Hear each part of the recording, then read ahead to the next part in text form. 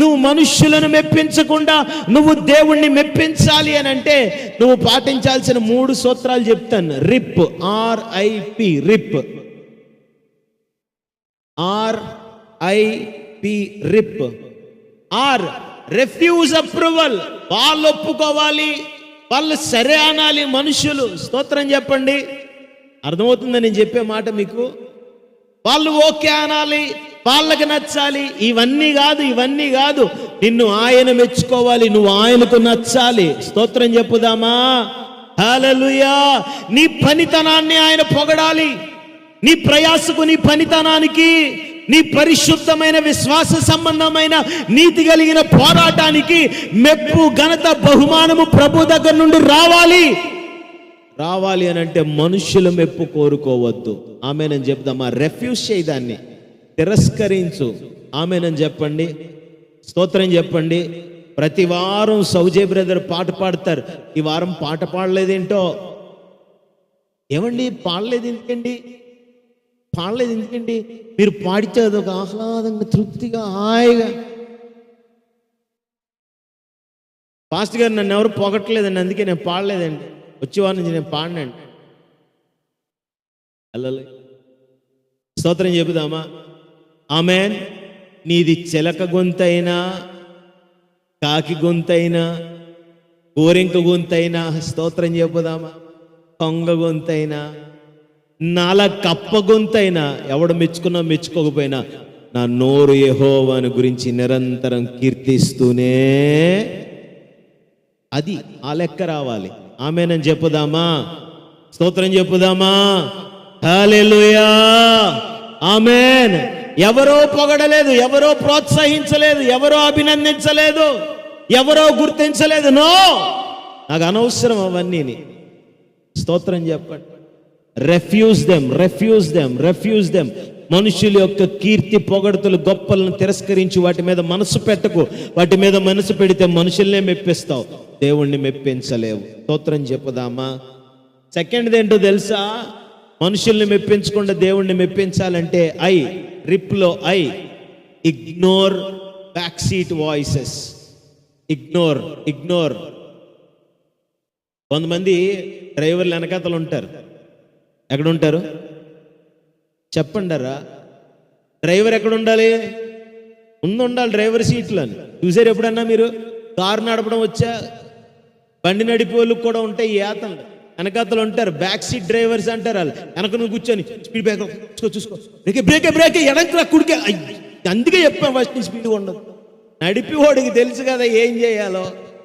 తెలుసా లేదా? స్తోత్రం చెప్పుదామా? ఇవన్నీ బ్యాక్ సీట్ వాయిస్లు. ఆమేనని చెప్పుదామా? అక్కడ గుంతుందో, గొయ్యుందో, స్పీడ్కి వెళ్ళాలో, స్లోగా వెళ్ళాలో, లెఫ్ట్కి వెళ్ళాలో, రైట్కి వెళ్ళాలో, నిన్ను దేవుడు డ్రైవర్ సీట్లో కూర్చోబెట్టాడు. ఆ బ్యాక్ సీట్ వాయిస్లు విన్నావు అనుకో, నువ్వు చెయ్యాల్సిన పని చెయ్యవు. అర్థమవుతుందా మీకు? మన సిస్టర్స్ అందరికి బాగా అలవాటు, వీళ్ళందరూ బ్యాక్ సీట్ డ్రైవర్లే. స్తోత్రం చెప్పుదామా? ఎక్కడ పడిపోతారని ముందే సొక్క ఫిల్ట్ పట్టుకొని లాగేస్తారు. ఇలా పడిపోయినోడిని కూడా పడగొట్టేస్తారు. ఇలా బ్యాక్ సీట్ డ్రైవర్లు వీళ్ళందరూ. హల్లెలూయా. కొంతమంది ఉంటారు బ్యాక్ సీట్ డ్రైవర్లు. ఇలాగే ఎందుకు చేసావు, అలాగెందుకు చేయలేదు, ఇలాగెందుకు అనలేదు, అలాగెందుకు అన్నావు. ఆమేన్. నేను అంటాను, నీకు దేవుడు అప్పచెప్పిన పనికి నిన్నే లెక్క అడుగుతాడు. నువ్వు ఆయనకే లెక్క అప్పచెప్పాలి, రెండో వ్యక్తికి కాదు. స్తోత్రం చెప్పుదామా? నా పనికి నువ్వు లెక్క చెప్తే నువ్వెవరని అడుగుతాడు నిన్ను. నా పనికి నేనే లెక్క చెప్పుకోవాలి. ఆమేన్. నా పని నేను లెక్క చెప్పాలి కాబట్టి నా పని నేనే కరెక్ట్గా చెయ్యాలి. బ్యాక్ సీట్ వాయిస్ల మీద కాన్సన్ట్రేషన్ చెయ్యొద్దు. ఆమేన్ అని చెప్పుదామా? స్తోత్రం చెప్పుదామా? హల్లెలూయా. Last the P. నువ్వు సాటిస్ఫై అయినా అవ్వకపోయినా ఆయన సంతోషంగా ఉంటే చాలు. ప్లీజ్ గాడ్, దేవునికి ఇష్టంగా ఉండు. ఆమేన్ అని చెప్పండి గట్టిగా. హల్లెలూయా. ఎలా ఉండాలి? Amen. Or refuse approval or praise. ముఖ స్తుతులు కోరుకోవద్దు. స్తోత్రం చెప్పుదామా? రెండవది ఇగ్నోర్ బ్యాక్ సీట్ వాయిస్, వెనకాతల నుంచి వస్తూ ఉంటాయి కొన్ని స్వరాలు. ఆమేనని చెప్పండి గట్టిగా. పద్మాసు ద్వీపమా? కాదు, మెలితే అనే ద్వీపానికి పౌలు వచ్చాడు. బాగా చల్లేసేస్తాను, కర్ర పుల్లలన్నీ ఏరుకొని మంట కాసుకుందాం అనుకున్నారు. పాపం సముద్రంలో ఓడబద్దలైపోయి ముద్దయిపోయి ఉన్నారు వాళ్ళంతా. అందులో నుంచి వచ్చింది ఒక పాము, వచ్చి కసక్కన పెట్టింది, పౌలు చేయి గట్టిగా పెట్టింది. ఇక అంతే, బ్యాక్ సీట్ వాయిస్లు వచ్చేసాయి. అయిపోయాడు, ఇడు చచ్చిపోయాడు. గంగతల్ని తప్పించుకున్నాడు కానీ మరి ఈ తల్లిని తప్పించుకోలేడు. ఈడు కోతలు కూసేస్తున్నారు.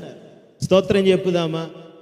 వాళ్ళు అంటున్న మాటలకి నిజంగా అవ్వందేదో అయిపోయినట్టు అక్కడే పాము గరిచి ఆ విషం ఎక్కేసి ఏదో చచ్చిపోయినట్టు పడిపోయి నోట్లోంచి నొరగలు తీసి ఈ స్టోరీ అంతా చేయలే, సింపుల్గా దులిపేశాడు అంతే.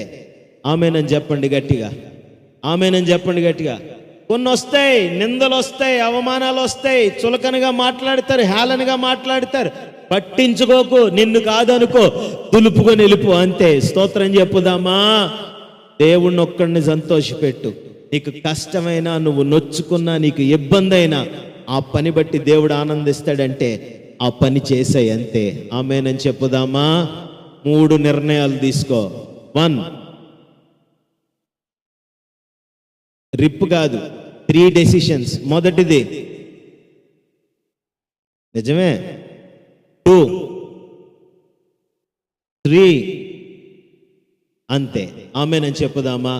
నువ్వు దర్జాగా యెహోషువలాగా యెహోవాను సేవించే భాగ్యము తరతరాలకు దేవుడు నీకు దయచేస్తాడు. ఆమేనని చెప్పు.